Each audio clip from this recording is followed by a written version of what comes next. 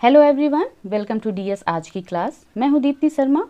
आज के इस वीडियो में हम विभिन्न प्रकार की प्रतियोगी परीक्षाओं, विशेष रूप से आने वाली उत्तर प्रदेश कांस्टेबल भर्ती परीक्षा के लिए भारत के भूगोल विषय के अंतर्गत भारत की तट रेखा और इसके तटीय राज्यों के विषय में कुछ इम्पॉर्टेंट फैक्ट्स जानेंगे, जो कि परीक्षाओं में अक्सर पूछे जाते हैं। तो देरी ना करते हुए शुरू करते हैं आज का वीडियो और देखते हैं कुछ इम्पॉर्टेंट फैक्ट्स। भारत की तट रेखा की कुल लंबाई लगभग 7516.6 किलोमीटर है, जिसमें भारत की मुख्य भूमि से लगे तट की लंबाई लगभग 5422.6 किलोमीटर है और मुख्य भूमि से दूर भारत के द्वीपों की कुल तट रेखा की लंबाई लगभग 2094 किलोमीटर है। और भारत का सर्वाधिक लंबी तटरेखा वाला राज्य गुजरात है। इसको आप याद रखना, जो कि परीक्षा में अक्सर पूछा जाता है। और जानेंगे इंपॉर्टेंट फैक्ट्स। भारत का सर्वाधिक लंबी तटरेखा वाला केंद्र शासित राज्य अंडमान और निकोबार द्वीप समूह है। और सर्वाधिक छोटी तटरेखा वाला कौन सा राज्य है? तो गोवा है। इसकी तट की लंबाई लगभग 101 किलोमीटर है। इम्पॉर्टेंट है, इसको भी आप याद रखें। सर्वाधिक छोटी तटरेखा वाला केंद्र शासित प्रदेश कौन सा है? तो बच्चों, पुदुचेरी है। ओके, आइए देखते हैं और इम्पॉर्टेंट फैक्ट्स। भारत के कितने तटीय राज्य हैं? तो 9 राज्य हैं। आइए जान लेते हैं कौन कौन से वो राज्य हैं। गुजरात, महाराष्ट्र, गोवा, कर्नाटक, केरल, तमिलनाडु, आंध्र प्रदेश, उड़ीसा तथा पश्चिम बंगाल, ये 9 राज्य हैं। भारत के कितने स्थलरुद्ध राज्य हैं? 19 राज्य हैं। भारत के कुल कितने राज्य हैं? तो बच्चों 28 राज्य हैं, जिनमें 9 तटीय राज्य हैं और 19 स्थलरुद्ध राज्य हैं। याद रखें इसको। भारत के कितने तटीय केंद्र शासित राज्य हैं? भारत के तटीय केंद्र शासित 4 राज्य हैं। अंडमान निकोबार द्वीप समूह, लक्षद्वीप, दादरा और नगर हवेली तथा दमन और दीव तथा पुदुचेरी। भारत के कुल कितने केंद्र शासित प्रदेश हैं? तो बच्चों 8 केंद्र शासित प्रदेश हैं, जिनमें 4 तटीय प्रदेश हैं और 4 स्थलरुद्ध प्रदेश हैं। आइए जान लेते हैं कुछ और इम्पॉर्टेंट फैक्ट्स। भारत के कितने राज्य तटीय और स्थलीय दोनों सीमा रेखाएं बनाते हैं? फिर से क्वेश्चन सुनना। भारत के कितने राज्य तटीय और स्थलीय दोनों सीमा रेखाएं बनाते हैं? तो बच्चों 2 राज्य हैं। कौन कौन से हैं? गुजरात और पश्चिम बंगाल। प्रायद्वीपीय भारत कितनी ओर से समुद्र से घिरा हुआ है? 3 ओर से घिरा हुआ है।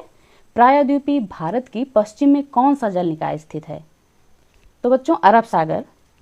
भारत के पूर्व में कौन सा जल निकाय स्थित है? बंगाल की खाड़ी। उसी प्रकार भारत के दक्षिण में कौन सा जल निकाय स्थित है? तो हिंद महासागर है। वास्तव में अरब सागर और बंगाल की खाड़ी हिंद महासागर के ही भाग हैं। इसको भी आप याद रखें। भारत का कौन सा राज्य 3 समुद्रों पर स्थित है? भारत का कौन सा राज्य 3 समुद्रों पर स्थित है? तो भारत का तमिलनाडु राज्य 3 समुद्रों पर स्थित है। आइए जानते हैं कुछ और इम्पॉर्टेंट फैक्ट्स। भारत के पूर्वी तट पर स्थित सबसे लंबी तट रेखा वाला राज्य कौन सा है? आंध्र प्रदेश, क्योंकि गुजरात भारत के पश्चिमी तट पर स्थित है। भारत के पश्चिमी तट को मुख्यतः कितने भागों में बांटा गया है? तो जानेंगे कितने भागों में बांटा गया है। 4 भागों में बांटा गया है। काठियावाड़ तट, कोंकण तट, कर्नाटक तट या कनारा तट और मालाबार तट। इनका क्रम उत्तर से दक्षिण की ओर है। इसे भी आप याद रखना, कभी कभी इसका क्रम भी पूछा जाता है। आइए जानते हैं कुछ और फैक्ट्स जो इम्पॉर्टेंट हैं, जिनमें गुजरात से दमन तक का तटीय क्षेत्र क्या कहलाता है? तो काठियावाड़ तट कहलाता है। दमन से गोवा तक का तटीय क्षेत्र कोंकण तट कहलाता है। गोवा से कर्नाटक मंगलुरु तक का तटीय क्षेत्र कनारा तट कहलाता है और कर्नाटक मंगलुरु से कन्याकुमारी तक का तटीय क्षेत्र मालाबार तट कहलाता है। ये मोस्ट इम्पॉर्टेंट है, ये अक्सर पूछा जाता है एग्जाम में। भारत के पूर्वी तट को मुख्यतः कितने भागों में बांटा गया है? तो बच्चों दो भागों में बांटा गया है, कोरोमंडल तट और उत्तरी सरकार तट, जिसे डेल्टा क्षेत्र के नाम से भी जाना जाता है।